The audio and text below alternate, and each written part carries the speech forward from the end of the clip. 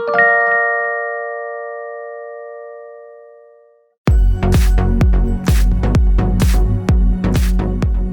saya, Gus Dur itu merupakan sosok penting ya bagi pergerakan difabel di Indonesia. Pertama karena Gus Dur itu seorang tunanetra dan dia menjadi presiden. Dan tunanetra yang menjadi presiden saya kira sangat jarang dan hanya Gus Dur. Setahu saya hanya Gus Dur, kemudian ada difabel satu lagi itu mungkin Roosevelt, seorang presiden di Amerika dulu, itu juga difabel. Ini menunjukkan bahwa apabila penyandang disabilitas atau difabel itu diberi kesempatan, maka dia bisa melakukan apa yang orang lain bisa lakukan. Nah, pada momen saat itu, Gus Dur sebagai presiden memberikan perubahan yang sangat banyak, terutama kaitannya dengan kebijakan disabilitas itu sendiri. Dan juga bagi difabel itu jadi sangat penting karena hadirnya sosok Gus Dur yang notabene-nya adalah difabel menjadi presiden mampu mendobrak suatu ableism atau sistem sosial yang selama ini mendiskreditkan atau mendiskriminasi dan menyudutkan penyandang disabilitas seolah-olah mereka adalah orang yang tidak mampu.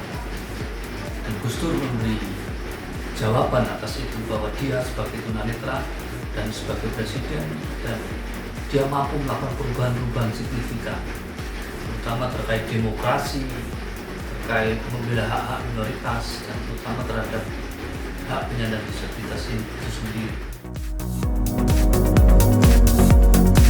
Kebijakan-kebijakan Gus Dur terkait penyandang disabilitas atau pemenuhan hak penyandang disabilitas itu bisa kita lihat adalah bahwa Gus Dur itu pencetus utama gaung gerakan aksesibilitas umum nasional. Kalau tidak salah dicetuskan tahun 2000, itu pertama kali di Indonesia.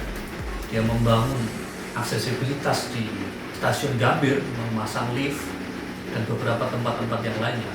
Itu merupakan suatu terobosan di mana pada saat itu ide aksesibilitas di tempat umum, fasilitas umum bagi masyarakat kita belum begitu deras seperti sekarang, dan tapi Gus Dur mampu melakukannya. Gus Dur juga melampaui gagasan saat itu sebelum orang bicara tentang social model dan melampaui atau menghindari kebijakan caritabis. Gus Dur dengan langkah lebih maju membubarkan Kementerian Sosial saat itu yang mana pada hingga saat ini masih terkadang itu masih menerapkan kebijakan charity dan institusionalisasi kelompok difabel.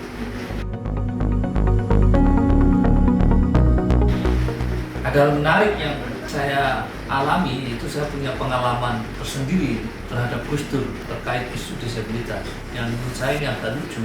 Betapa rileksnya Gus Dur dan betapa santainya Gus Dur, betapa sederhananya beliau. Waktu itu saya mau berangkat sekolah ke Amerika, bagaimana seorang santri biasanya sowan kepada seorang kiai untuk minta doa.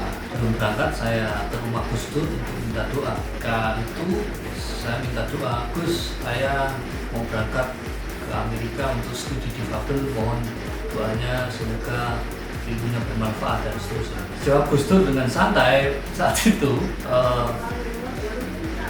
sekolah di mana? Di Amerika, Gus. Studi difabel. Difabel itu di mana? Kata Gus Dur. Kalau anak saya kan di Amerika, Boston. Kalau fabel itu di mana? Spontan saya tertawa karena pada saat itu memang istilah difabel belum itu masif digunakan. Kemudian saya jelaskan bahwa difabel itu adalah penyandang disabilitas Gus, yang dimaksudkan bukan sebuah kota. Itu kira-kira pengalaman saya dengan Gus Dur yang kemudian Gus Dur saya jelaskan itu dia pun ketawa juga dan saya pun ketawa. Tapi kemudian dia membenarkan bahwa dari istilah kemudian menjadi kebijakan dan apa yang saya tekuni itu nanti harus diteruskan, dan dia pun mendoakan saya. Itu pengalaman saya terhadap Gus Dur. Di hari Haul Gus Dur ini saya sangat berharap bahwa masyarakat Indonesia itu bisa meneruskan gagasan-gagasan Gus Dur, terutama dalam membela hak minoritas, Terima kasih.